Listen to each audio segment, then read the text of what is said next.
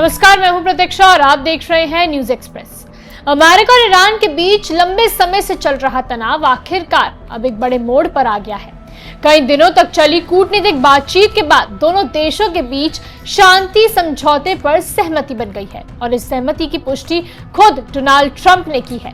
इस पूरी घटनाक्रम में पाकिस्तान, कतर और कई यूरोपीय देशों की मध्यस्थता भूमिका भी सामने आई है। पाकिस्तान के प्रधानमंत्री शहबाज शरीफ ने बयान जारी करते हुए कहा है कि लंबे समय तक चली बातचीत के बाद अमेरिका और ईरान के बीच समझौता हो गया है और अब दोनों पक्ष सैन्य कार्रवाई रोकने पर सहमत हुए हैं। बताया जा रहा है कि इस समझौते में सबसे अहम मुद्दा हॉर्मुज़ स्ट्रेट का दोबारा खुलना है, जो दुनिया के तेल व्यापार का एक बेहद महत्वपूर्ण समुद्री रास्ता माना जाता है।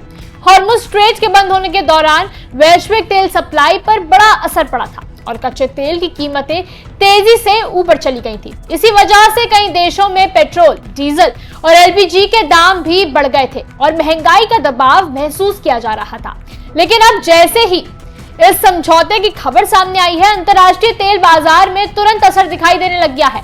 ब्रेंट क्रूड ऑयल 3.9% गिरकर $84 प्रति बैरल के आसपास आ गया है, जबकि यूएस क्रूड भी लगभग 4.8% गिरकर $81 के करीब पहुंच गया है। इसका मतलब साफ है, बाजार में राहत का माहौल बनना शुरू हो गया है। सबसे ज्यादा चर्चा अमेरिकी राष्ट्रपति डोनाल्ड ट्रंप के बयान की हो रही है।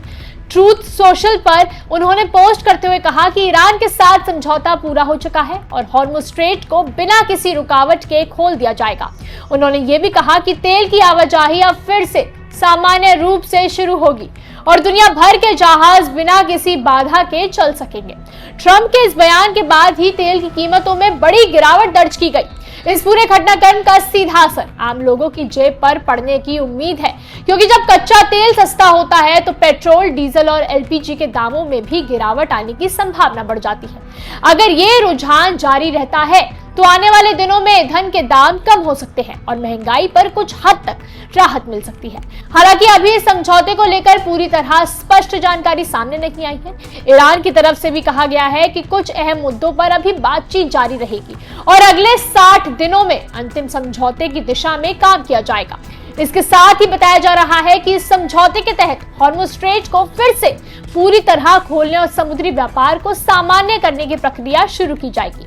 अगर ये योजना पूरी तरह लागू होती है तो ये वैश्विक ऊर्जा सप्लाई के लिए एक बड़ा बदलाव साबित हो सकता है। यूरोप के कई देशों ने भी इस समझौते का स्वागत किया है और इसे क्षेत्रीय स्थिरता की दिशा में एक सकारात्मक यानी पॉजिटिव वे बताया जा रहा है। हालांकि अभी भी कई सवाल बने हुए हैं कि क्या यह शांति लंबे समय तक टिक पाएगी या नहीं।